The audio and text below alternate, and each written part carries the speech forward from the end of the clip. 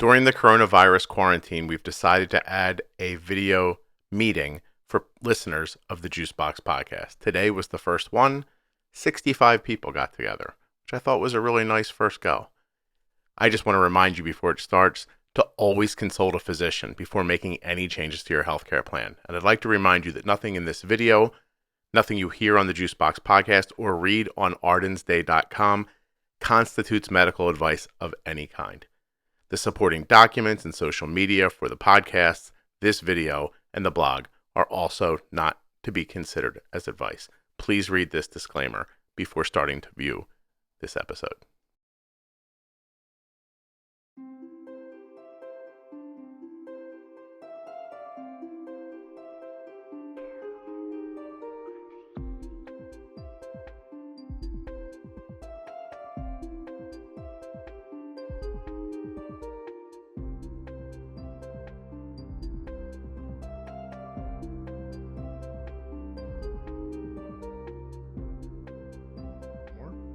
Hey, I'm sorry. This is the first time I'm seeing page 3. Hi, everybody. Hey, Rob. How are you? Hey. This is excellent. Okay, so here's what I was thinking as people are coming in still. I was thinking we shouldn't all just sit around. I was thinking we should, try to lower our A1Cs somehow, right? So that seems reasonable. I think it's pretty easy to do. I'm going to tell you a quick story. It's an episode that you'll hear in the future that you haven't heard yet. And I've alluded to it a couple of times in the last number of episodes. But my daughter's friend, Yanni, is 15. And she's had diabetes for 6 years. And Arden and Yanni have never met before. So they only talk through FaceTime or, however the hell kids talk. And, but they've known each other for years. And they met online. And every once in a while, Arden would come to me and say, hey, I think Yanni needs help. Like, her blood sugars are all over the place. She's always struggling, but she works really hard at it, and it doesn't seem to get better. So Arden was always just like, help her. And I was like, she's a person. Like, I can't just, what just happened there? I am viewing Becca Clark's screen. Well, I don't mean to be doing that. How did that happen, Becca Clark? Hold on a second. Help, I can't get up either. Laura, Becca, is that you? Wait, my college son's going to help. Hold on. Okay. Can everyone see Becca's screen? Yeah. Becca, don't put any naked pictures of yourself up. Now is not the time, okay? You might need to hover your mouse on the bottom or the top, and there should be a red stop sharing button. All right, I'm looking. Oh, perfect. Oh, you guys are talking to her, not me, right? Yeah, it's Becca. We're getting there. Thank you, Becca. That was fun. So Arden kept talking to me about Yanni, just help her. And I was like, that's not how life works. I can't just infer myself into someone's life. So I said, but you can hint around to her and see if she'll ask. You know what I mean? And so one day she did. And my first thought was, I'll have her come on the podcast and we'll talk it through on the podcast. That'll be interesting for all of you and it'll be interesting for her. But I wanted to talk to her first. So I got her on the phone one Saturday and she showed me her graph and they were scary to me. And I felt bad. And I didn't even want to wait. I'm going to see if I can find it for you. I didn't even want to wait 3 more days till we were scheduled to record. I just didn't have it in my heart to make her wait. Okay, so this is her 24-hour graph that she showed me the day we spoke. Yeah, Daddy. And so she said that's pretty common for her to be over 400 for long stretches of time twice a day. But when I spoke to her, she was trying really hard. She wasn't shirking it. She wasn't nothing. She was really trying. She was doing everything her doctor told her. So I spent the rest of the day with her getting her blood sugar to come down. We got her basals adjusted. I got her blood sugar to come down. And then this was 1, 2, 3 days later on her own. Right? So she figured it out that quickly. It's not perfect, but it was better. She's amazingly better at it now. So this conversation that she and I had, it happened 8 weeks since. And to show you I'm not making this up, this is her live 24 hours. So she's 15, and she's doing it completely by herself. So anyway, this conversation we had was 8 weeks since her last A1C. So she lived 4 weeks after we talked and went and got her A1C down, and it went from 8.9 to 6.9 from the one time to the other. But more importantly, I'd been interviewing her off and on, and she started talking about how much better she felt and that she could concentrate while she was doing her homework now, and just all of this amazing stuff. She said her mom and her weren't arguing as much, and she just said, I just feel better. It is so weird to see all your faces. Now I think I feel like I know how you guys must feel. I can't believe there are 60 people in here. That's really cool. By the way, the podcast is going to be downloaded 100,000 times this month. And for some reason, I am floored that there are 60 of you here, but I really genuinely am. Anyway, Yanni goes to her appointment, and you'll hear eventually on the podcast that her endo yelled at her and made her cry. So that was the response that she got. Her mom was with her. And of course, her mom and I never really spoke. It was always Yanni and I. Her mom knew I was talking to her, but she wasn't involved in the conversations. So her mom got scared, and they went home and made changes to her basal rates and to everything else. And at this point, I felt like it wasn't my position to be involved, but I was still following her. So I let her go for like a month. And finally, the other week, I just texted her and I was like, hey, things aren't going well, are they? And she's like, no. And I was like, all right. I said, well, let's start over again. And we did. And now that's her live that I just showed you. So what I was thinking was, why don't we all do that right now? Why don't the 60 of us like make small adjustments to our basal insulin, live for a week, get back together, talk about the next step, and see if we can't, I don't know, make use of this time a little bit, right? So as long as everybody understands I'm not a doctor, anything you guys want to ask, anything you want to show me, I think we should spend this time just trying to make things better for everybody. Maybe you won't fight with your daughter or your mom, or something. And I'll cleanse my soul for all the things I've done wrong in this world, which really aren't that much, but there's a couple things. This isn't so you'll buy the mug. Okay. Does anybody want to go? It's going to take one ballsy person to be like, here's my graph. Everybody gets to see it, and we get to talk about how to do it. I'm telling you, like the first person that unmutes, we're going for it. I'll do me. Sarah's an in. Yeah. Me? Gamer. Okay, Sarah, let's go. So I know, Scott, when we talked in December, I was still honeymooning. Right. That has since changed, I think. Cool. So this is the last 24 hours. The blip on the Sarah's end. showing off, everybody. Look what's happening here. Yeah, I know, but I still am out of my comfort range. So what's your range set at? Like, what's your low and high alarm? What am I looking at? 75 to 130. Wow, good for you. And so I would think, don't worry, that sharp kind of up that goes to what I'm guessing is like 160 and stays there for like 4 hours, 5 or 6 hours. Yeah, that was at midnight. Really? Does that happen every night? No. Well, recently, yeah. Okay. And I'm on injections still. Okay, so are you in what time of the day are you injecting your basal insulin? Traceba is 8 a.m. 8 a.m. What time did it spike up? Midnight? Well, so I ate at let's see, I pre-bolused and I ate at 7. Right. And then it went up and it stayed up and then eventually came back out. You can see the purples is my short acting. That's where you're putting it in. Yeah. Okay. So my first thought is that your spike, if it's happening every night at midnight, that's like 16 hours after your Traceba. Oh, that's right. So I wonder if the first thing you don't do is adjust the Traceba by a block of time to see if that spike then starts happening at a different time. If that's the case, then you might be looking at basal insulin. If it doesn't change the time of the spike, then it just looks like you're getting high that time of night. And if you're doing injections, the only thing I would say is that somewhere just prior to that spike, you're going to have to bump some fast-acting insulin in to stop it. Do you correct it when it jumps up like that? No, because my nighttime is set to 250 because I hate the alarms. You don't want the alarms. Okay. Yeah. So, I mean, in there somewhere is an adjustment for you to make. You know what I mean? Either I would try moving the Traceba first just to see if it changes the time of the spike. If it doesn't, then maybe set an alarm a half an hour before the spike happens and give yourself like a little bump of your fast acting and see what that does. because I'd also be really interested to see what happens if you correct it. Like, if you corrected it, would it come back down and sit, or would it come down and then bounce back up again? So if it would come down and sit, then I'd be willing to think it's the end of a meal. But if it would come down and bounce, then I would be willing to think something's happening to you, like physiologically overnight. Make sense? Cool. Great graph. Congratulations.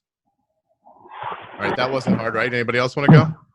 Sure. Andrew, what's up? The last couple hours has been flaky because the sensor's about to die. You guys are just here to show off to each other. Hold on a This second. is So 75 to 130. 75 to 130. Andrew, are you from Oklahoma? No. No? I saw you in Pennsylvania. Pennsylvania. Oh, you came out to the thing at the church? Yeah. Marguerite, you were there too, right? Yeah, that was weird. We should do that again after people stop, getting sick and dropping dead from looking at each other. That was really cool. I remember you. Okay, Yeah, we broke in together. Yeah, what question do you even have? I don't know. How to be Make it more better. perfect? Let's see. Is Yeah. that how every one of your days looks? Unless I eat something new, then it goes a little crazy for a couple hours. Are you low carb? No, I eat a lot of carbs. Did it look like that before I came to Pennsylvania? No, I doubled my basal rates. Okay. And went hard on the boluses after that. And I told my endo, I think that carb ratios are a lie. Good for you. Yeah. So that's like today's basil, right? We're going to talk about basil. And I know you guys hear me say it on the podcast, but when I go out and speak somewhere live, I first preach basil up front. Then we talk about getting your pre-boluses right, and then understanding that all carbs don't hit the same way. And from there, I mean, then it's up to, like Sarah, then you got to make the decision that you want to do it when it needs to be done or you don't, Having said that, there's no shame in Sarah's graph. That's really astonishing. But yeah, I mean, I don't know, dude. I don't know what else to tell you other than you're doing a lot better at it than I am. So, and probably like everyone else. Although Arden's blood sugar looks pretty good, but she also did me the favor of sleeping in. Listen, this is Arden's right here. She came out of a high last night. You're going to see at the beginning. I don't have any trouble with this as being a 15-year-old's blood sugar. That's between 70 and 120. So, yeah, that'll happen a lot if I ate half a bowl of pasta. Wow. The whole box of pasta. You're doing great, man. Congratulations. Wait, Marguerite's your mom, right? Yeah. See, I'm starting to remember this. That's so cool. All right. How are you? I'm good. I Thanks. actually figured I had to turn off mute. Yes, I did. Can hear. Yes. All right, hold on. I want to hear Caitlin's story Caitlin sent me a thing on Instagram. So you were a pilot, or you wanted to be a pilot, but you never could be? I was a pilot when I was diagnosed. So I was flying, got sick, went to the doctor, and then they thought it was type 2. Right. So I basically was just going to have to take a break for flying for a little bit. And then they were like, well, we're going to put you on insulin. And I was like, I can't fly if you give me the insulin. They're like, we'll write you a doctor's note. Right. I'm like, that's so not how this works. And so went back in a couple weeks later for the whole blood test and everything, and found out I was type 1. And that basically was the end of my job. I had to go in and basically couldn't do it anymore. And so that was October of 2018. But the rule change helped you? So you could still instruct basically. That was the only thing you could do with the medical you could get besides just fly. So I got my medical back to do that. And now we're in the process of waiting for them to issue the new ones. Are they slow walking it now? It's starting to feel like they're not letting it happen, right? They definitely are. And then, so they were starting to push back on it, and all the people that had sent their medicals in and stuff are still waiting to hear. Yeah. And they just keep saying that, well, they haven't figured out a way to process them yet, but it seems like it's going to be a slow fight. Well, I hope it happens, because you looked incredibly happy in that picture. Yeah, it felt so good to get back up again. Did you like when I talked to it's embarrassing when I forget people's names. Owen Lieberman? Yeah. Oh yeah. Yeah, I'm not ever getting on a plane with him, by the way. No? Really, he thinks I'm going to. It's never happened. I asked Arden, and she was like, I am not fucking doing that. I was like, yeah, no kidding. So, you got to do it. It's the best thing to do. I know for people who, you guys all seem so happy when you're talking about it and doing it. It just seems like such an odd thing to me. Okay. Katie? Am I? You want to talk about yours? I don't think she knows this is happening. Katie, we can see your graph, Bryce's graph. I don't know how to unmute. That's the problem. That's okay. All right. Well, let's talk about Bryce's graph for a second. Okay. What do you got there? A lot of lows and Yes. Yes. So Bryce he- is newly 3. Mhm. And we are finding that we're struggling with lows overnight. And so clearly his basal is, I think, too much overnight. And then we overtreat and he bounced way up, like I want to say around 3 a.m. Yeah. And we're also having a really, really tough time with his protein. Like protein is kicking our butt right now. All right. So let's start at basal, right? Does every overnight look like that? And are you feeding lows or correcting highs that are becoming low? So we are treating lows, right? So all of those little blips you probably can't see from my graph, the where the low alarm is 80. So he's actually dipping down to like the 60 range. I see. And that's a relatively new thing the last week or so. Okay.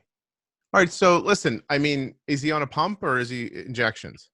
He's on a pump. Gee, excuse me. Yeah, I mean, your basal's way too high somewhere in the afternoon to 1 or 2 o'clock in the morning, because look how stable it is from like 2 to 8, right? It's higher than I would want it to be, but it's stable. Right. So, Right. How much does she weigh and what's her basal rates? So Bryce is a boy. He's sorry, I misheard you. hefty. That's okay. He's about 42 pounds. He's a hefty 3-year-old. And what was your other question? What's the basal set at overnight right now? So that's a really good question. I am not fully prepared because I am an essential employee, and so I am taking a late lunch. I'm in my car, but I am a healthcare worker, so I am technically working. Yeah. So listen, whatever his basal is overnight from like, I don't know, let's just guess out loud and say from 5 p.m. till 2 a.m. That's a good place to start. Yep. I pulled up a photo. I got his basal rates in front of me now. Sorry. Okay. Go ahead. Tell me what it is at that time. So 5 a.m. to when? 5 p.m. to like 5 p.m. 2 a.m. maybe. So we have a couple of basal rates. So we have a 3 p.m. to 6 p.m. He's at 0.15. And then we have a 6 p.m. to 12 a.m. That's at 0.2. Yeah, that's too heavy. Why don't you try just 0.1 in that one for a while? That's the only change I would make right now, and then see how tonight goes. Perfect. Okay. We will give it a go. Yeah, let me know, okay? All right, sounds good. Good. Just remember, when you're changing your basal rate, it might be anywhere from an hour or even more before you want to see the impact of it. So if you want to see a change at midnight, you might have to change it at 11 p.m. It could end up even being a little earlier. And the same thing about when it stops, right? It's not just going to shut off. It's going to drift down. So cut it a little sooner. Okay. All right. Don't crash your car. I'm going to stop your sharing right now. No, I'm parked, I swear. Yeah, whatever. That's fine. Thanks. You're very welcome. Good luck. Who else? What are we doing? Hey, I'll take a shot at this. Hey, I Rob. actually don't have a whole lot of problems. Hi, I'm supposed to be in Wisconsin to see you tonight. This is the guilt that got me to do this. That's 100% right, Rob.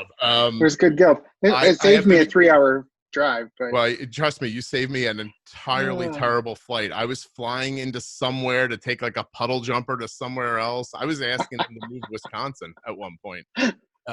Hopefully we'll be able to reschedule it. We were actually going to do a 3.5 hours tonight. It was going to be a talk and then a Q&A and then like a hands. I thought it was going to be great, but it was going to be good. I was going to get to see my brother. Oh, cool. Yeah. Hang on a second. I'm on my phone, so I'm trying to figure this out. Okay. There we go.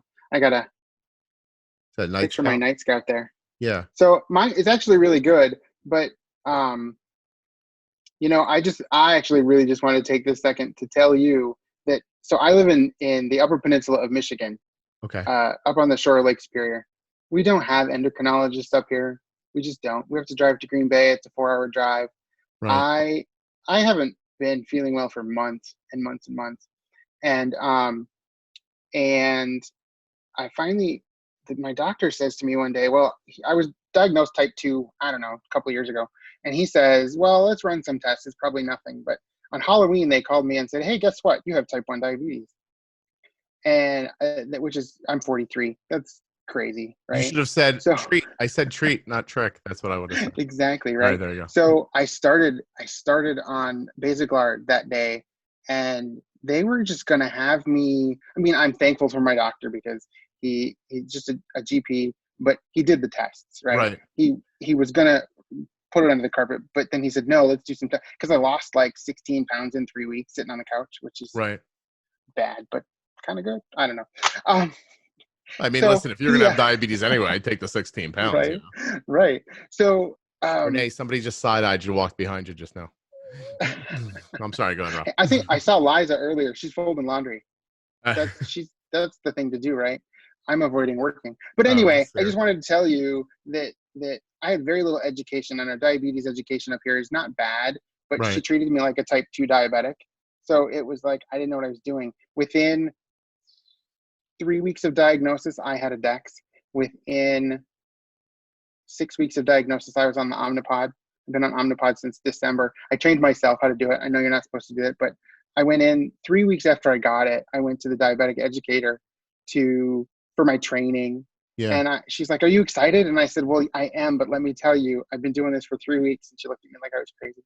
And she saw my line and she was like, this is amazing. And I currently have, and then I started looping in January. Mm-hmm. So I put my goals are like 70 to 120. Yeah. No, 70 to 140, but my alarms go off at 120. And I'm like in 94% of the time. It's great. In range. It's great. And it's all stuff I learned from you. Oh, I'm glad. I read a couple of books, but your series with Jenny and all the pro tip stuff. Yeah. Those things, you guys, those are amazing. It's like, thank you. It's really something else. And I know just even watching you with these guys here, it's something else. And you have a talent for this, I think. Wow. Can you imagine this is the thing that worked out for me, huh? I know, about right? people's blood sugars. And, it's the excitement my 20-year-old self must feel. But I was going to write movies, but this is just as good. Yeah. I get frustrated every now and again. The other day I had a what I call a roller coaster day. I didn't do anything different, and all of a sudden I was up to like almost 200, and I was like, this is not right. And I didn't overcorrect, and before I knew it, I was down in the 80s in a matter of an hour. It was, and I just kept roller coastering. But I just go back to the podcast and I say, okay, let's listen to this one again. We'll tweak it, and for the day, just what can I do for the day? And then the next day it leveled out. So it was crazy. Listen, I think you got to stop, get down, and start over, right? Like that's simple. But when it won't work, there's that in the back of your head, like at some point this is going to break. Like if it's not the infusion set, if it's not something like that, like it's going to happen. Arden's got her period right now. And for like a day and a half, she was like 200. And we just kept like crushing her. And then there was this moment I saw the drift coming. And even when she was still 150, I was like, you are going to have to figure out something to eat because you're going to be like 40 in an hour because it was over. Like whatever it was over, That's kind of what happened to me the other day too. And it was like, okay. And then there was, I've decided, my wife hates this. I've decided that, when I go too high, I'm just going to give myself more insulin. I'm like, I can put on the brakes when it comes down. Cool. But then she follows me on the follow app, and the only alarm that goes off is the critical low alarm. It doesn't go off very often, but it'll go off, and I'll know it's going to go off because my alarms go off way before that. Yeah. And she'll text me all the time. She'll be like, are you okay? I'm like, I'm fine. I'm good. I got it covered. It's nice that somebody has your back. Rob, listen, I think what I'm hearing here is I'm terrific. You're grateful. And if you boiled that down into 3 sentences, it would make a hell of an Apple Podcast review. So thank you. There you go. Thank you. I genuinely appreciate what you said. It's hard. You should all try it sometime. It's hard to sit in front of a bunch of people and let someone say something nice about you. Oh yeah, I'm getting better at it, but it feels very weird. But I appreciate it. I Thank could you say very much. I could say bad things about you if you want. Oh, don't worry. There's plenty of people that can do that. We don't need you for that. I won't do that. Yeah, I won't thanks. do that. All right, Anyway, who's up? thank you. You're very welcome, man. Anybody else? Becky, how about you? Hello. Oh, wait. Wyatt jumped in. What's No, up, Wyatt? it's okay. No, Becky no, can no, go. no, I do not mind at all. You're the man. Go do it. I'm gonna share this photo. I hope everybody is doing well. I hope everybody is enjoying stir crazy in their house if they're there right now. This is, I have a Freestyle Libre. This is my chart for the last today. Okay. Not quite other people's. Not even close, really. I struggle with highs quite a bit, and we're talking highs that go into like 22. I'm not Can sure you what that would be. translate that for me? Is that like those? I think that's 300. I don't know, to be honest with you. I'm sorry. That's okay. Somebody here knows. We'll figure it out real quick. I And can I'll try to show go you online. another one from yesterday's full day. Oh, I don't know what I'm doing. Sorry. So are you? So listen. Are you on a pump? I am. I have an Omnipod because of you, and yes, I did use your link for it. That's very important. Thank you. A lot more drastic. So this is what I deal with most of the day, and then it's Is that what a lot of days look like? Yeah, it is. You don't have enough basal, and you're not bolusing soon enough before your meals or enough. So I do pre-bolus for 15 minutes. I usually wait, and I count my carbs accurately. Yeah, it but doesn't matter though, man, because your basal's wrong. Yeah. Do you know what I'm saying? No, I absolutely do. Okay. My fear with my basal is that I will, and it's not really reflected there, or kind of is, but I bolus. Afraid you'll get that low. is that I will exactly in the middle of sleep, and I live by myself and things like that. So it's like, what will, if the fear of going unconscious, which has never happened to me, but if that were to happen, there's nobody there to check up on me or do anything. Are you in Canada? I am, yes. Okay. How did you guess? Well, I mean, do I sound Canadian? You don't sound Canadian. It was the measurement on your screen. Okay. And you live alone and you're afraid nobody will get there. Like my neighbor hates me, but if I made enough noise, he'd come check on me. You know what I mean? So I figured you didn't have anybody nearby. And you're white. I figured it out. It wasn't hard. I mean, you're not from Guadalajara, I don't think. So listen, here's what we're thinking here. What's your basal set at now? Right now it's at 1. And how much do you weigh? I weigh about 170 pounds. Dude, listen, over the next week, I want you to get closer to 1.5 units an hour. And most of these problems are going to go away. So I go to 1.2 overnight, right? So 1 during the day, and then 6 o'clock in the afternoon until about 5 a.m. when I wake up for work, it's 1.2. Yeah, make it 1.3 all day long. Okay. All right. Start there. I'll do that right now. So, like, by the way, for those of you who have never spoken to me on the phone, at some point I usually say, I'm not an entity. I'm not a doctor. I'm just a person. If anything I say here leads to you dying or anybody you love dying, it's not my fault. We're okay with that. And then I usually ask them to answer in the affirmative. Yeah. Okay. So what I'm saying is jack it up, get your blood sugar down. It'll be more stable, right? Because what's happening to you now is Canadian. All right. Hold on a second. Imagine a bear was coming at you. All right. And you tried to hold the bear back. The bear would push you over, right? Because it's way stronger than you. So your body function, like the things that require insulin inside of you, are stronger than the resistance you're meeting with the basal. Okay? So your body's coming at you like this, and you're not pushing down enough. So this is basal, and it's weak. So you're up here. You need the basal to get you down here. Because what's happening to you too is you're counting your carbs. You're probably doing a good job. We have no idea if your insulin to carb ratio is correct because your basal's so off.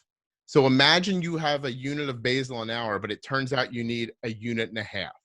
So every hour that goes by, you're deficient 0.5 unit. So you get up in the morning at 6 o'clock, at 10 a.m. you eat, you're 2 units down already. You put in a 5-unit bolus, that's really only 3 units. right? So 2 units are Yeah. fighting with the Yeah. basal, Yeah. the other 3, and then you get the spike for the food.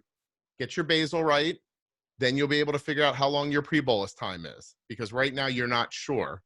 All right. And then once you see that, do you spike up, stay up? Do you not spike up? Do you go up and come back down? Then you're going to start realizing how much insulin you need for the meals. Do the basal, See, then figure out the pre-bolus, then figure out what you need for the food.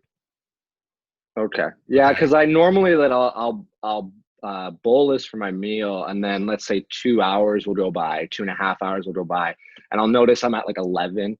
Right. I guess that would be like around 140, like just above what my Right. range is, basically, right? And so I'll be like, okay, and then I'll punch in some additional units, right? And it'll be like give you 1.5 kind of thing, Right. 1.05, whatever, and then I'll let that go in. And I have a desk job, so I'm not that much out of the office chair, you know what I mean? And I'll notice it That's just the part kind I of find fascinating. levels Go ahead. there. Right, right. Because what desk job do you have in Kentucky?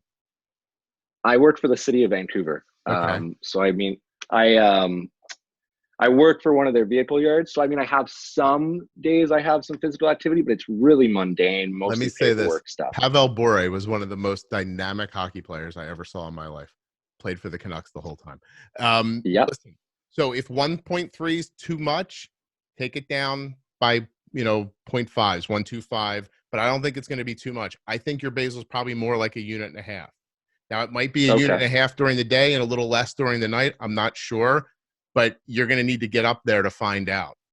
Okay. I'm going to start testing that tonight. I really appreciate the feedback. Absolutely. It's honestly a pleasure to get to talk to you after listening to you. I've been diagnosed for like 2 years now. I've been listening to you since shortly after I was diagnosed. So it is a pleasure to get to talk to you about this. Thank you very much. Thank you too. I appreciate talking to you too. Let me know. Okay. Send me a message. Absolutely. Okay. Scott, this is Mark. If I may address the one thing you talked about living alone and being fearful of going low, got to take advantage of the Dexcom share, and ideally find friends in different time zones. Twice now I've had, I live on the East Coast. I've had friends on the West Coast because I live alone. Call. My stupid phone was connected to a speaker, Bluetooth speaker. In another room. So the alarms, I wasn't hearing the alarms. Yeah. They texted, they called, and I ended up waking up to the police department knocking on the door. And I went downstairs and like, you Mark? I'm like, yeah. So you have friends in San Diego? Yeah. Oh, that's cool, man. And there's you're diabetic? I'm like, yeah. I was at 50 and I was going down, but I guess I was low for a while. Right. And, it took me 2 days to figure out my phone was connected to that stupid Bluetooth speaker. But it take advantage of that. If you have other people that can follow your Dex and call the non-emergency number to come and do a welfare check on you. Yeah. I also, in my Dexcom share, I've got one of those keypad door locks. I put my front door code on there, so if they do happen to call, they don't have to break my door down to come in. Right. And if I don't respond, so Chris is certain things if that happens. Chris is hold on 1 second. I gotta do something. I'll be right back.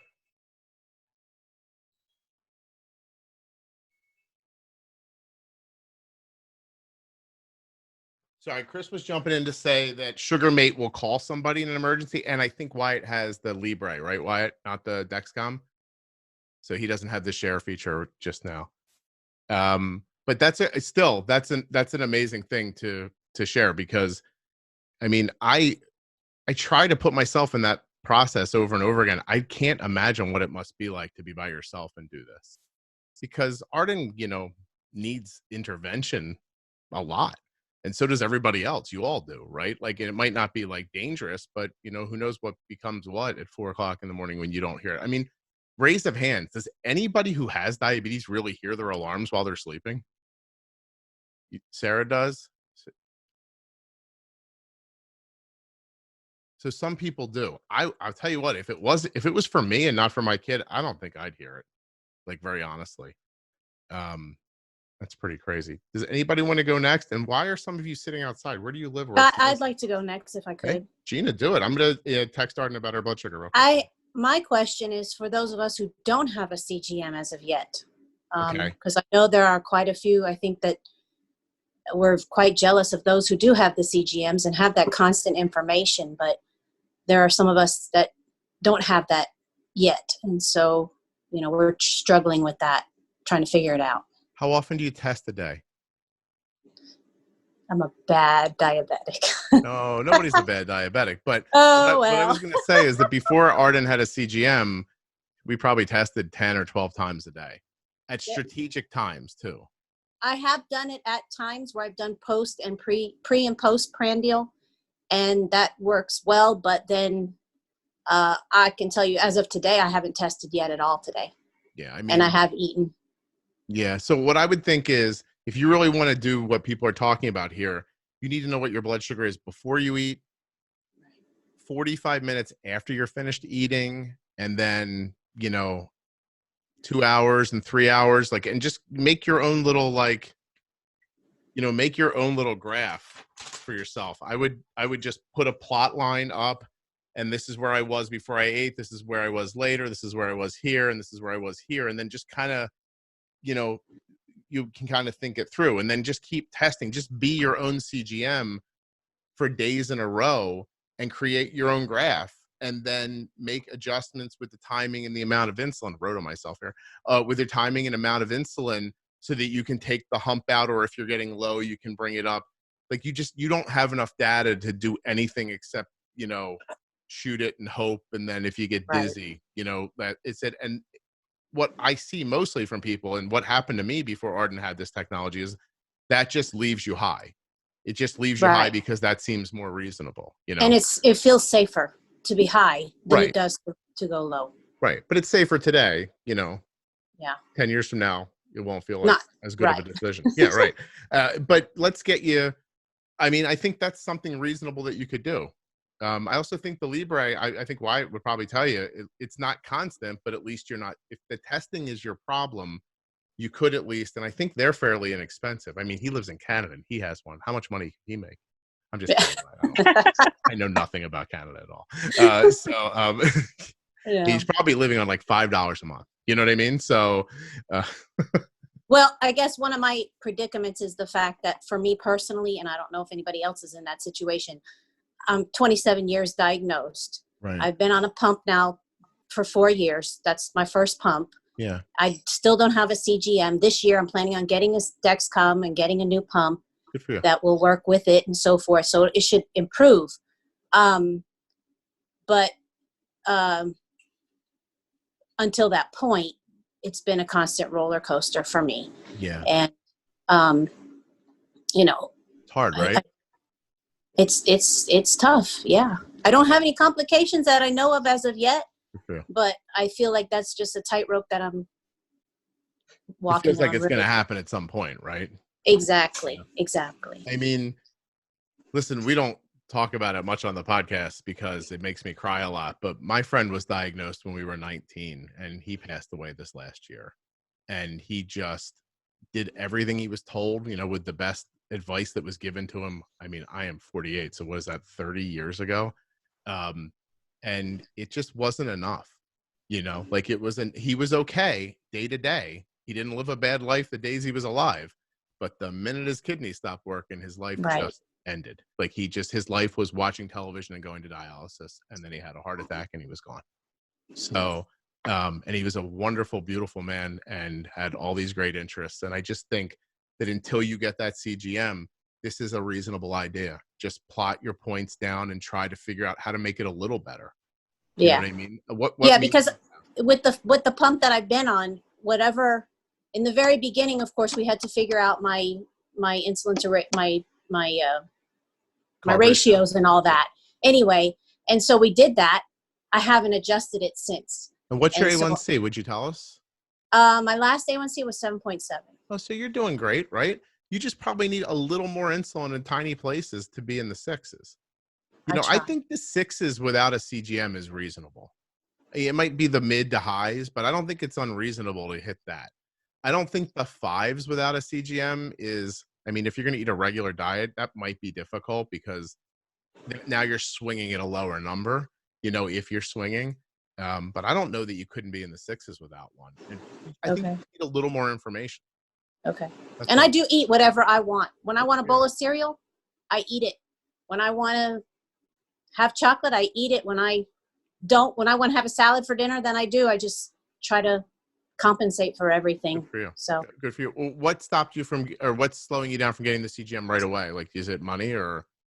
yeah, finances. I'm hoping by May, I'll be able to have it all together and be able to do the whole switch over at the same time. Cool. My pump just went out of warranty last month, so Which one is it? it's just a waiting game for me right now financially. All right. Which I wanted to tell you Yeah. that I don't know if anybody else feels this way, but really appreciate, of course, Jenny being on the show, but the interview you did with Julia and how that's going to be, I think that's going to be very impactful to a lot of listeners, because even those of us who maybe do have insurance, we still have to struggle with certain things. Some of us do in meeting deductibles and, you know, trying to figure out how to work the system and how to make sure we get coverage and all these things. And I think Julia, that'll be great. That'll be very helpful. Yeah, she's going to be good. Listen, I'm going to, since you mentioned Jenny, hold on a second. Let's see if I can get her to jump in and say hi to everybody. Can I add to her story once you're done? Please do. I just texted her. You go ahead and talk. I'll wait and see what happens. I am one of those that said I'm jealous about not having a CGM. Right. And I test like 10 plus times a day. And my endo actually told me to quit doing that because I'm testing too much. Did she tell you it was going to make you crazy or burn you out? Yeah, but not testing makes me crazy. Right. So don't listen to them. Do what my wife does. Because you're actually the one that connected me with Sam about appealing my Dexcom. Oh, isn't Sam great? Don't everybody Yeah. bother Sam, but she's terrific, isn't she? She worked so hard. When she sent it to me, I was like, OMG. Yeah, so Samantha was on the podcast a long time ago, and since then I've met her in person a number of times. She's actually a volunteer for Touch by Type 1, so I get to meet her when I go down and talk in Orlando. And she somehow knows how to write an appeal letter. It's so detailed. That you cannot argue against. They can't argue against it. She wins every time she writes. Wyatt, what are you doing? You flashing gang signs over there? What's going on, man? No, my mother works for the local hospital and just expedited hand sanitizer to me. Oh, so I'm opening it. I apologize for detracting there. I'm gonna go back to muting myself. Don't worry, go ahead. That's people like that better than a CGM. That's all right.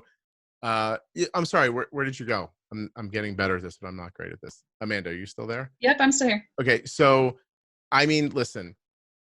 I think you need to. I know you guys hear me say it all the time, but you absolutely have to follow your heart. You know what I mean? Like, are you a crazy person? No, okay. I don't think so. Then Ask my husband. Then test as much as you want to. Okay. Like, and does your endo have diabetes? I don't think so. Yeah. So, I mean, where's that perspective coming from? Like, you want to know what your blood sugar is. That makes you more comfortable. Cool. I mean, if not knowing what it is and having results that you're not wanting, that's just hiding your head in the sand. That's me talking to my mom for the last 30 years. My mom is I'll cross that bridge when I come to it kind of person. I'm like, Mom, that is not a plan for being alive. Like you can't keep doing that. Like you have to look a little bit ahead. I say it a million different ways in the podcast. Like, you get a bill on the 1st of the month. It's not due to the 30th. Just look at it. Do I have video on? Is Jenny naked? Yes. Why are you nude? How great is it? How nice Jenny is. You can just embarrass her in any simple way. Hold on. We'll find out if Jenny's naked in a second. She just says, ha. She looked so nice yesterday. We were recording yesterday or the day before. She looked like she was dressed up for something. You guys don't get to see her, but I do. So let's see if she'll jump in for a second and say hello. Amanda, I think you should do whatever makes you comfortable. Seriously. Hi, Scott. Jenny's here, everybody. Jennifer, people are going to say hi to you. Are you okay with that? Yeah, absolutely. They definitely like you better than me, I think. No. Jennifer, we've just been looking at people's graphs and chatting and talking about, how people are handling their stuff. And that's fun. Yeah. What are you doing? You answering your emails? I am answering my load of emails. Yes. Because everybody now has time being at home And they want to fix their blood sugar? to look at their stuff. Because why wouldn't we? How many- Myself included. I'm No like, hey, kidding. look at that. I actually have time now. How many people in here like talk to Jenny? Like, can you raise a hand if you use Jenny ever? Chris does. John and Mark, Todd do. Anybody else? Is she really as good as I tell people she is? I've never had her help me with anybody's blood sugar, like personally, like that. Chris says you are. There you go. Well, that's great. Yeah, see, Awesome. somebody has to do it.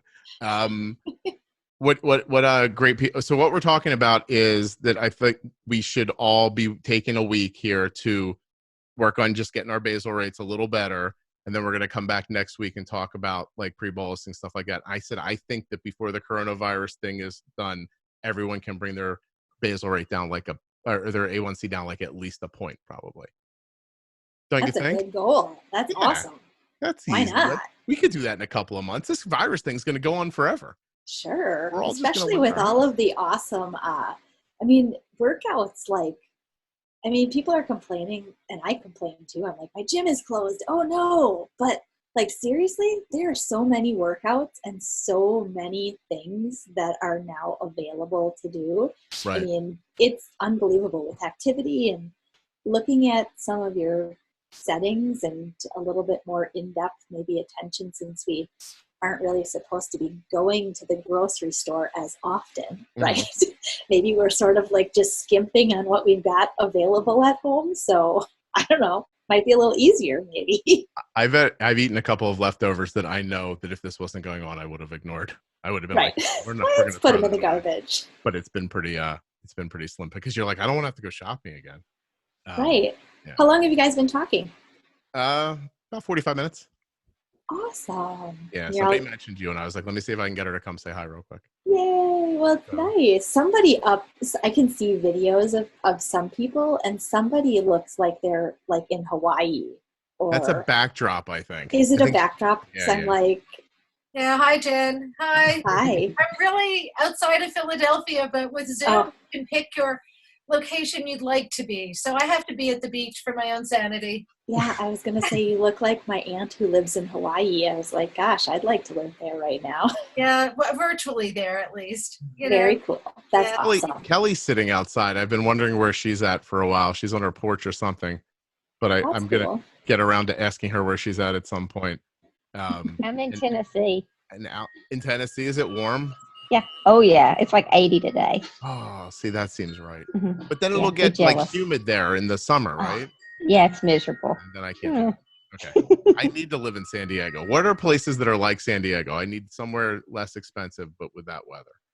I want to move. Less expensive if you're looking at California, I know is like the Sacramento area. Oh, A little less expensive. look at people are hitting their like blood sugars right now. All right, Jenny. So we're going to look at, does anybody else want to throw a graph up while Jenny's here? Then we'll let her go back to her life. Ooh. Yay. I will. Okay. I don't know who said that, but go. Heather. Heather, where are you? Hold on, Heather. Oh, I see you. Are you the one with the kid? Yeah. Nice. Cute kid, by the way. Heather. Good job. Yeah. Oh, Symmetrical Can you face. say hi? Cutie pie. Hi, kiddo. Say hi. Yeah, she Yeah. just woke up from her nap. Yeah, no kidding. Oh. She's like, why are there 1,000 people staring at me? Right, exactly. Let's see. Is it Hold too on. bright? Yeah, it was a little bright. Hold on, let me turn the brightness down. That work? Oh, You gotta wait. hold. What are you doing? There we go. Oh, hold it still for a second. Oh, nice. That's a really nice line. So, are those meals? Those little bumps? Yes, I think so. Oh, here comes my type 1 no. Come here, Aurora. Come say hi. Oh, you have other children. Hi. Hi, sweetie. How are you? What's your name? Aw. What's your name? I know. You know your name. It's Aurora. Hi, Aurora. How are you? Are you named She's after gonna a be- princess? She's going to be 4 next month. Wow, that's so cool. So the first jump on there was dinner last night. Then we had Does it come back on its own, or do you correct it to get it to come back? a lot of times I do have to do a second bolus. Yes. They Okay. don't need to see your toys right now, okay? I don't know that. What does she They have? want to see your magic button numbers. Magic button. Yeah, so that started when we were getting approved for the Dexcom. She had to do a blind study with a Libre. Yeah. So we told her it was a magic button that told us her blood sugar. Oh, okay. That's cool. So it just kind of stuck. So the first blip was last night. I did have to do a second correction. It was a little too aggressive and we had to catch it on the back end. But then overnight is pretty steady, finally. Yeah. And then the second pump was breakfast this morning and then lunch, which both of them I did have to do second corrections for also. Yeah. So Heather, listen, I'm going to let Jenny talk in a second, but I think that your basal is rock solid and Awesome. your carb ratio is off a little bit. So I think if you had a little more insulin up front in the meals, you'd be okay. Is that because you're afraid she's not going to eat? No, actually she's a really great eater and she'll eat everything we put on her plate. Yeah. I think for us it's just a matter of a lot of times she'll do okay through the meal and then she'll start to climb and all of a sudden just take off. So I don't know if it's a certain type of food just hitting her at a different rate.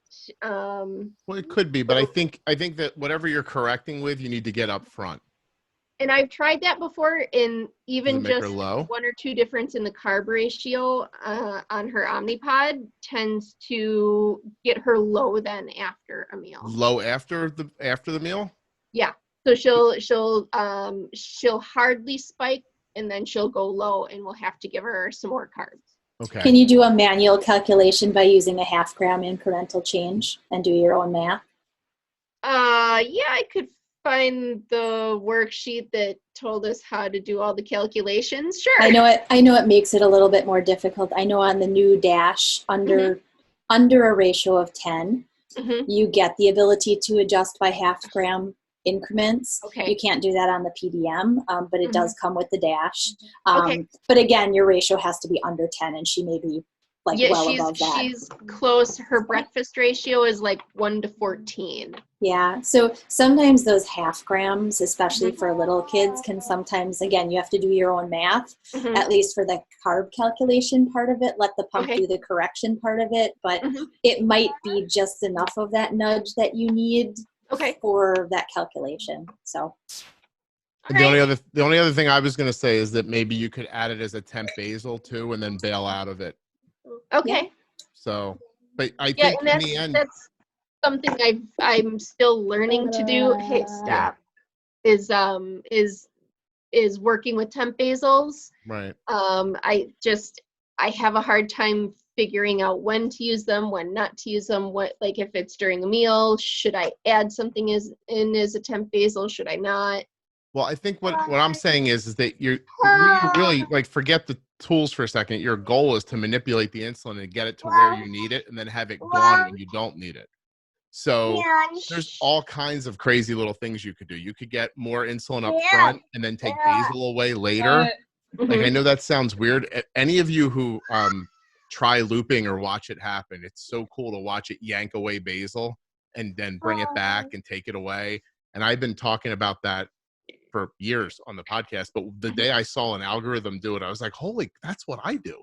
Like, you know, like because Jenny's smarter than I am. Like everything she just said, I couldn't have thought of. So what I did was I just put a bunch of insulin up front, and then an hour and a half later, I created a complete zero deficit of basal. So that when the crash started happening, it would land where there was no basal, and then that void would catch it. Right. And I've done that. I've played around with that a little bit, but the problem is, and I actually have her PDM right here. Let's hope this is right. So her basal during most of the day is really low. Something you guys can both agree on. So there's not much I can bail on. What? Heather, listen. What? It's going to get easier. I want to do quiet time right now. Amanda, watch a movie with me. I got you. Heather, you're doing great. Like really, really, really well. And as she gets bigger, it's just going to get easier. I hope so. No, seriously, you're doing really well. Congratulations. Well, thank you. No, seriously, really well. And the kids are cute too. A lot of people's kids aren't cute. All right. I mean, seriously, I have a question. Alan, what's that over your shoulder? Misha, can you say bye? Sorry, I had on mute. Where, the window? No, no, not you, Alan. The other Alan. Oh, you were in a car 5 minutes ago. How did that happen? I was driving home from work. All right. I was late getting on. Alan has a really amazing support group at his hospital that I go speak at in January.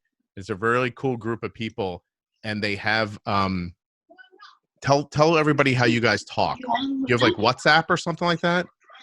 Yeah, we all use WhatsApp just to if somebody has a question or we're trying to help out one another. And we meet pretty much once a month, and the kids kind of go off and play, and Sapna does a great job, and she she'll bring in a vendor or a dietitian or an endo that we can all ask questions and stuff. Right. Would you say that Sapna is like the key, right? It's like it's a CDE that had more than the amount of, she's got more interest than she had to have for her job, right? Like she created this thing for you guys. Sapna? Is that who did that? Yeah. When Sapna started, when her daughter got diagnosed. So Olivia and her daughter Serena were like 3 days apart. That's how we kind of all met. And then she brought it up in the endo's office, and that's kind of how it started with a couple families, and it's really taken off now. The first time I spoke at this, Alan's wife looked at me like shitty the whole time I was talking. I thought she was like looking at me like, oh, this isn't going to work. You don't know what you're talking about. Turning her around was like a little feather in my cap, because when you're talking, you can see, like what I usually do is I pick some friendly faces and then I zero on them. Like when I'm swinging around, Jenny, you can leave. You did. Oh, no, okay. But if you see somebody who doesn't think you're funny or doesn't think you can't not see them while you're talking to a group. And I don't care if there's 600 people there, your eyes are like, that lady hates me. Every time your head spins around, you're like, that woman does not like me. And Alan and his wife were off to the right. I'll never forget it. And she was looking at me like, this is bullshit. And I was like, oh God. But then he sent me a message a little while later and said, she had a pre-existing, her sister had diabetes, right? Had diabetes. Yeah. So she was stuck in the old stagnant way of managing. And when I after I heard your podcast the first time and I brought it up to her, she was like, you're nuts. And we had just gotten home from vacation the first time you spoke, and I dragged her. I'm like, we're going to listen to him talk. Right. And it took a while. I had to get her to listen to a couple podcasts, and then all right, so I'm not sure who Jason is or how I'm not sure hold on, let me go to manage participants, find Jason and remove him. He just said he left. Sorry. That was unexpected. And it really made Kelly laugh. For every one of you who were shocked, Kelly was really amused. And still is, by the way. Heather, she's little. She won't remember that. Anyway, sorry. Is there a way, does anybody know anything about Zoom? How can I stop that from happening in the future? It was very weird. Yeah. That was really terrible. Okay. I read an article about that the other day. What's that? Tina, you okay? He's not, right? You okay? Not really. Well, I bet you didn't think having diabetes would get that for you. So, wow, way to start on the high end. Usually you like to ease into something like that. Anyway, it was nice to talk to you, Alan. I'm going to go to the other Alan for a second. No worries. Yeah. Alan, I can't figure out what's over your shoulder. Is it just a chair, or what am I seeing on the bookshelf there?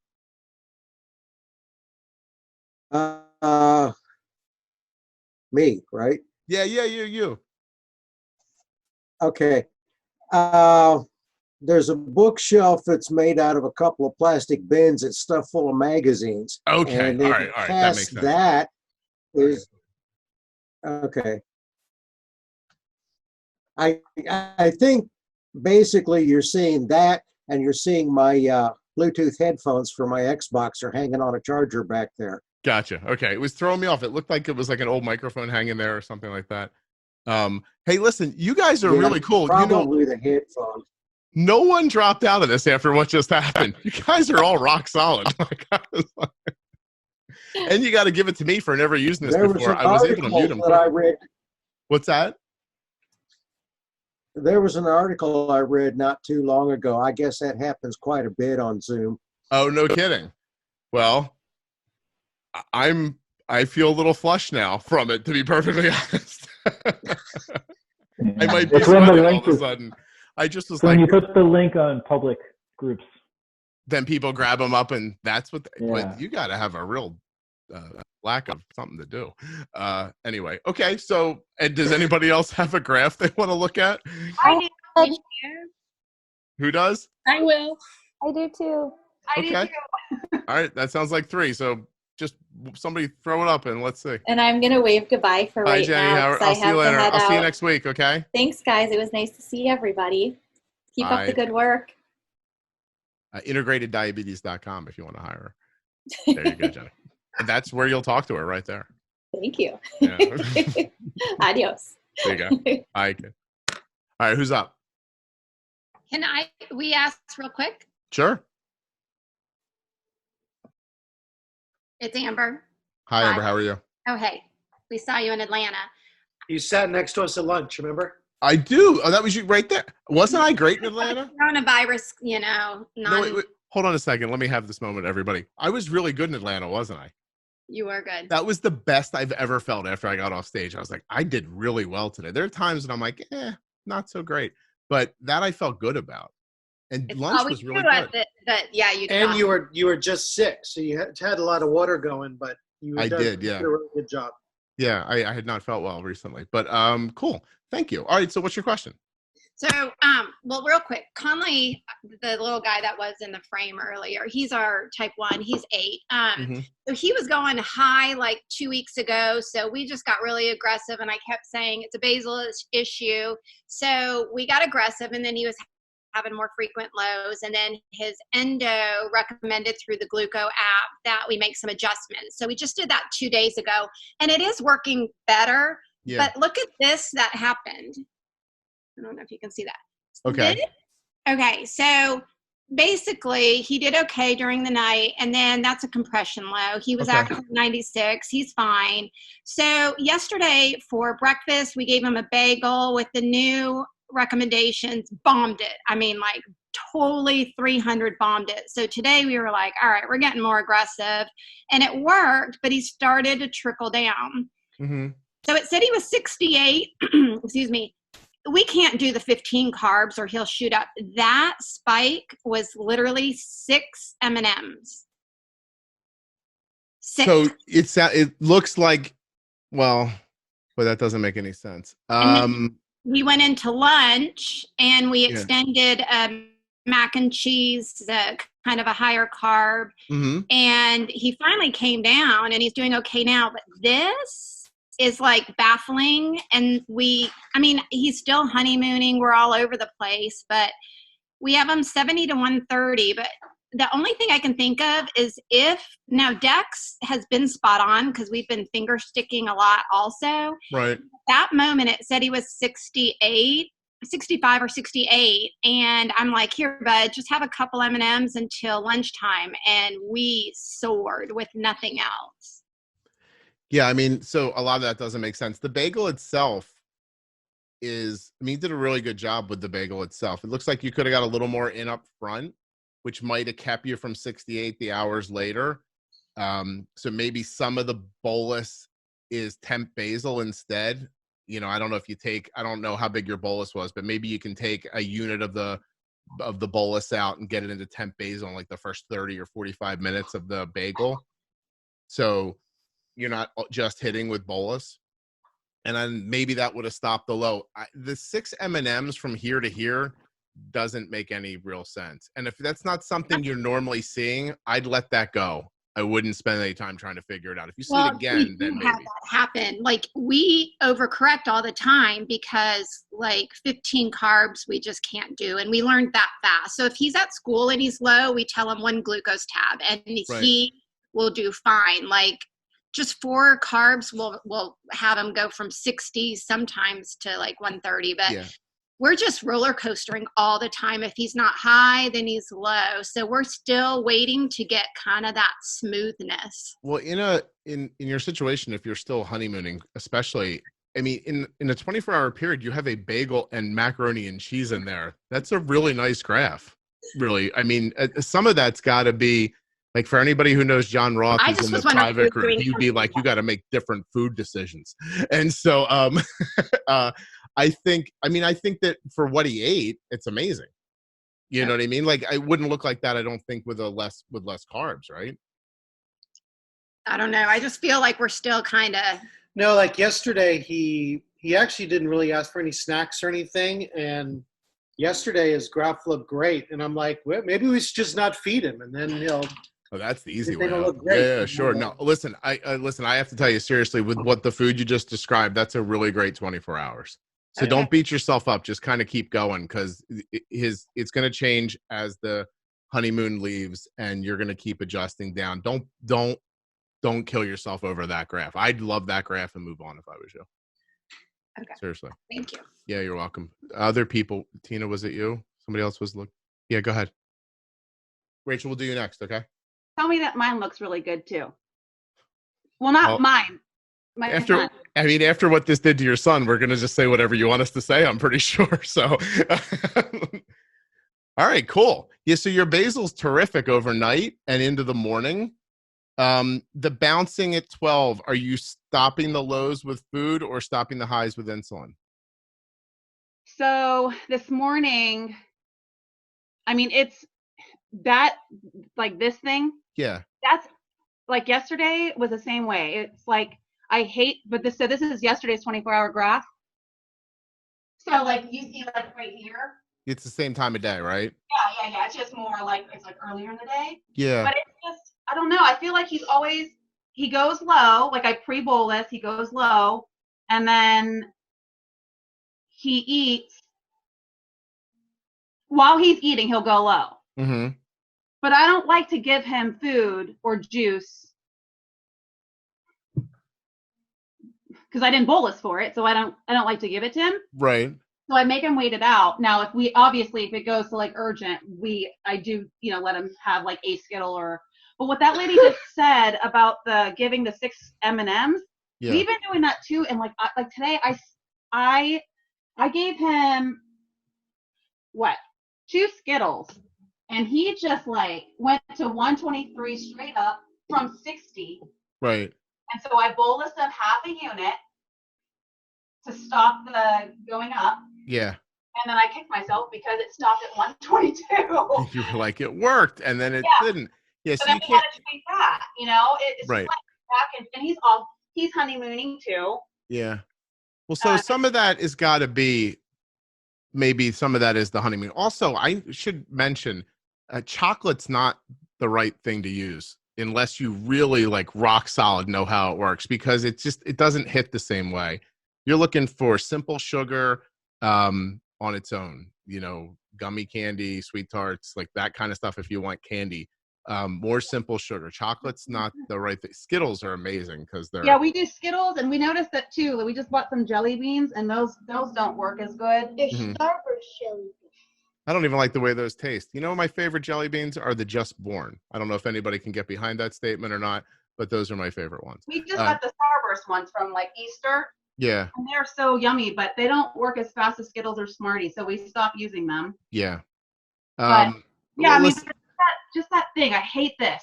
And like we're constantly, and that nighttime having to be involved, right?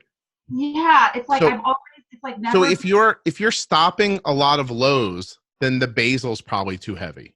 I feel like the basil's good though. Okay, what happens when he's not eating in that time? Have you tried? Flat. Like, is he flat then?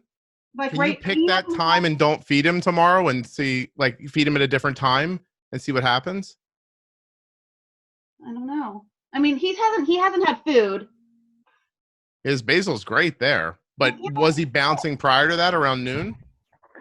Is that control IQ or because he went low? Basal IQ cutting off going low? I'm sorry, say that one more time. Somebody's asking if you're on Control IQ or Basal IQ. Oh, we're MDI. Oh. Okay. Okay. What time are you shooting what's the slow acting insulin? 6 units of Triceba at 8 p.m. The Triceba usually covers pretty well. And that's new. Like we just started that. It's probably been 3 weeks. Okay, so let me say this.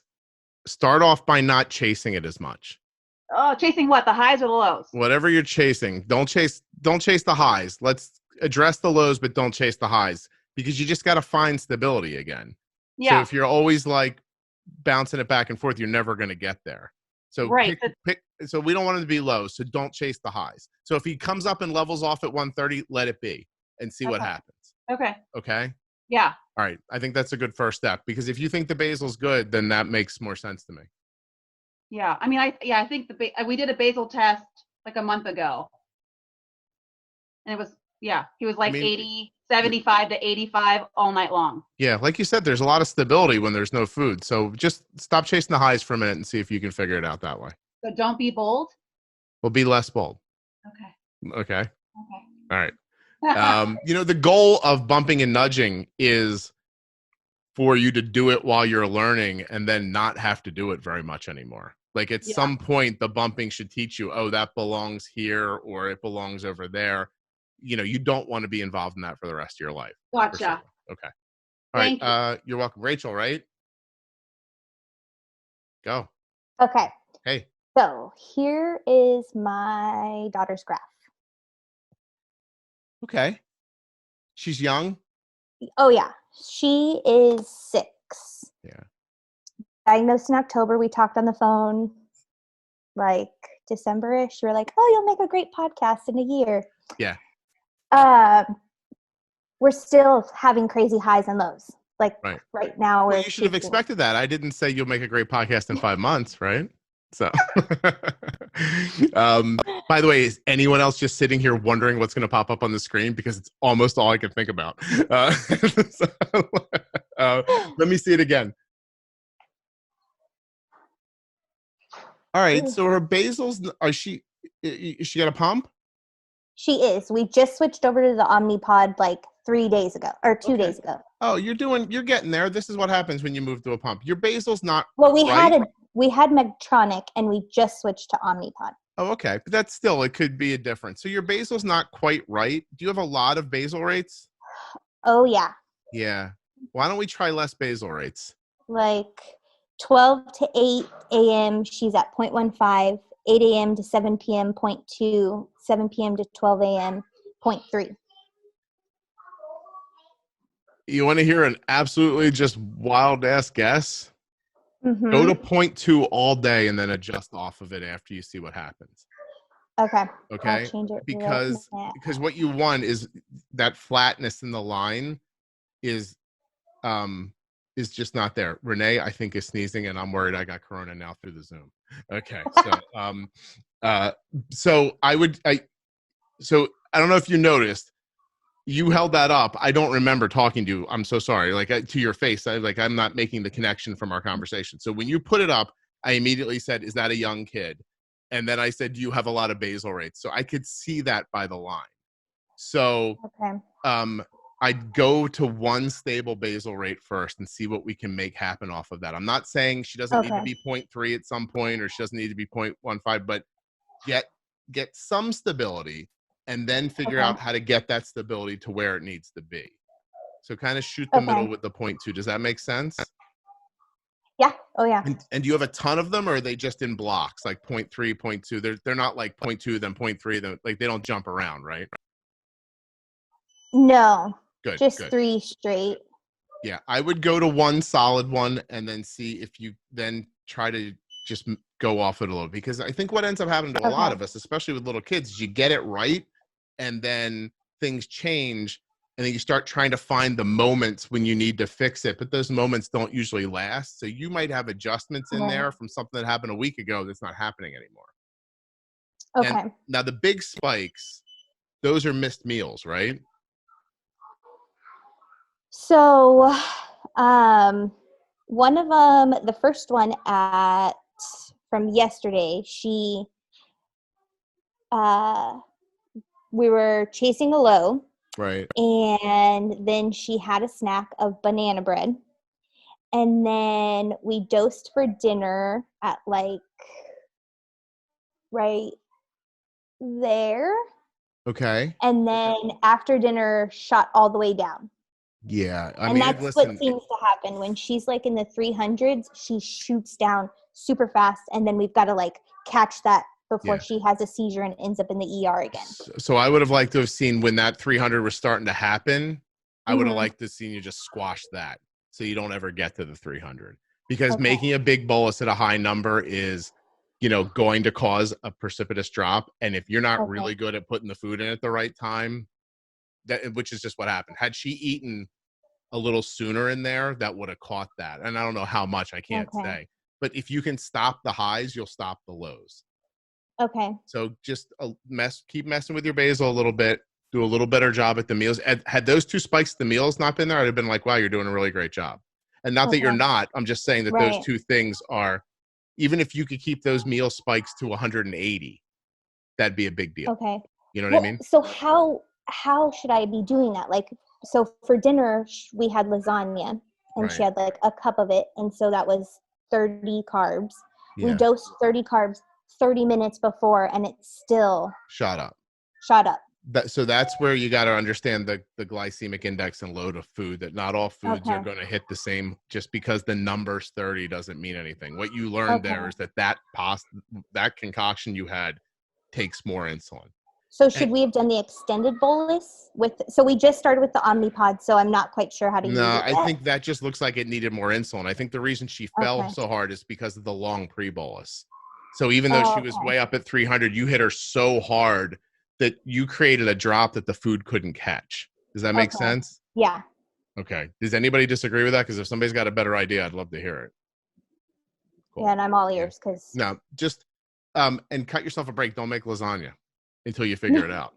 That's what I would do. Listen, it's an easy food while we're in this like stuck in our house forever. Dreamfields makes a pasta that does not impact Arden's blood sugar nearly as harshly as other pasta. It's a company called Dreamfields. Listen, that's the other thing too. Arden eats whatever she wants, but I cut myself a break on some stuff. You know what I mean? Like, make sure you have no high fructose corn syrup like products when you can.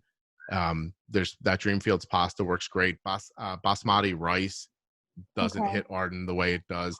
Also, does reheated rice? Does anybody else have that feeling? Like when you reheat rice, it doesn't hit the way it does when it's fresh. Does that make sense too? So you could cook it, cool it, reheat it, and maybe cut yourself a break there too. Okay. All right. Keep going. You're doing great. Thank you. Seriously, you're welcome. All right, we got a little more time. Anybody? I got one. Brittany. Hi. Stacy, you want to go too? Cool. No? Okay. What's up, Brittany? Go ahead. Who goes first? Let Brittany go first. Me? Okay, give me a second. I gotta find where I. No, Brittany, you lost your choice. Sorry, no, I'm just kidding. Sorry, it just closed. No, Brittany's out. She can't have diabetes anymore.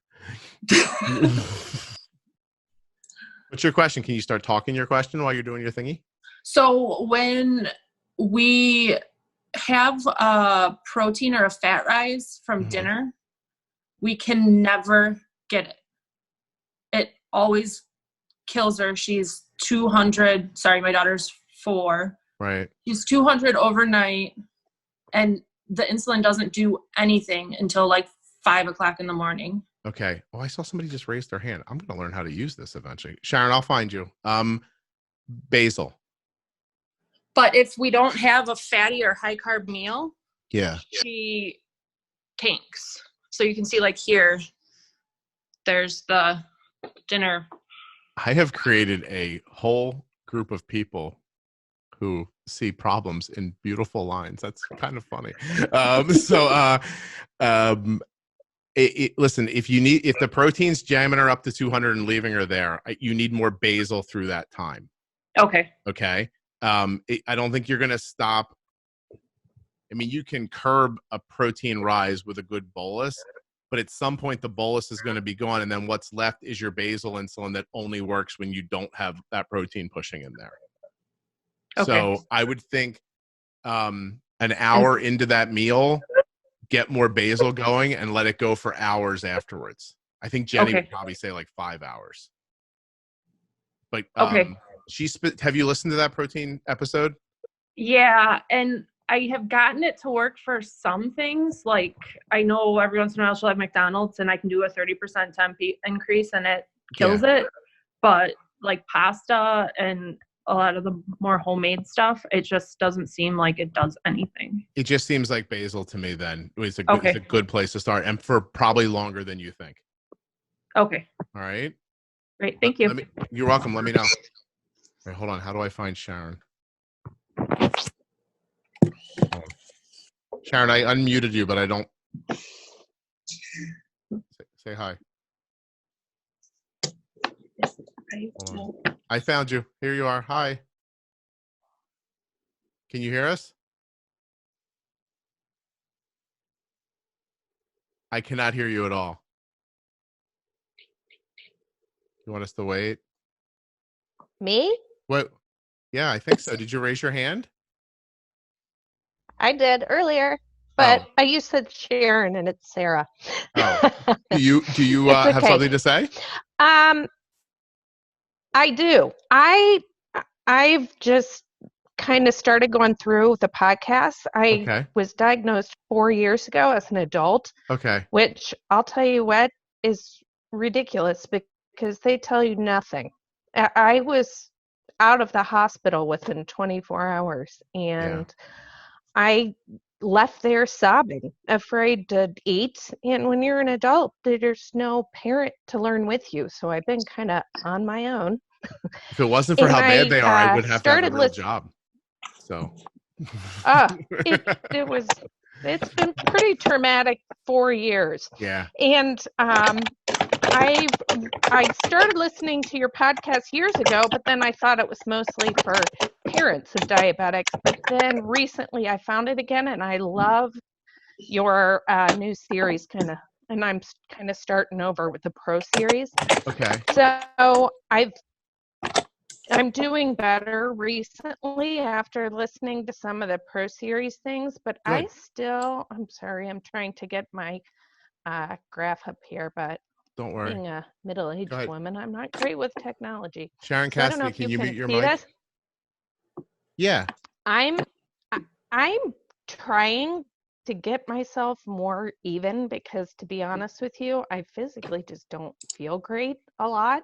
Right. And I think it's from the ups and downs kind of being all over. Right. But I mean, I am on the 670 and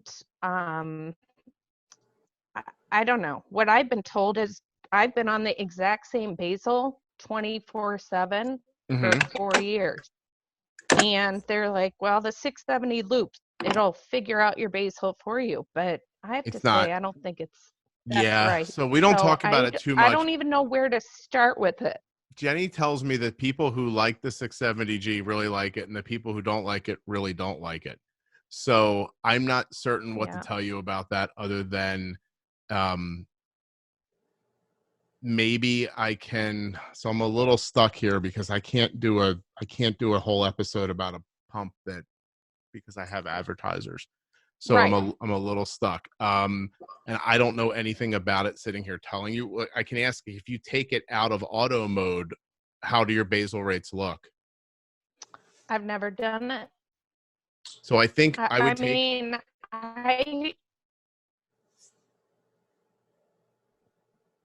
I think I lost. Oh, there you are. What I would tell you is that in a looping situation, I would open the loop or take it out of auto mode and do some basal testing like we've been talking about here today. Try to see if your basal works without the intervention of the pump, and then maybe make your adjustments on your basal, and then from there you can put it back into auto and see what happens. It just sounds like your settings are probably a little off in the algorithm. Oh, I definitely think they're off. But I mean, I don't know. I kind of don't feel super knowledgeable to do a lot of things. Yeah. So then talk to your endo and tell them that you think that your settings aren't right and you'd like to go out of auto mode to get your basal rates correct. And That's the first step to figuring out why that's not working. Yeah, because they put me on the 670 because I tended to go low a lot Right. because I like to exercise a lot. Yeah. And so it definitely gets me through exercising without going low very much anymore. But the bouncing around is But bothering you, right? it's what's going on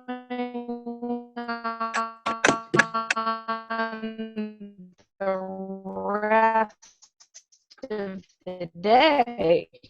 I'm just all over. And, you know, when you're shooting up or you're shooting down, Yeah. that feels terrible. No, I So know. kind of I that really all think out. And I was that could, I don't know. No. I'm due to get it in December, so I'm at LA looping, but I don't really know that it's perfect for me. Yeah, I would say that it just doesn't seem like, from what I know about the algorithms, if you're bouncing around like that, then your settings are just off.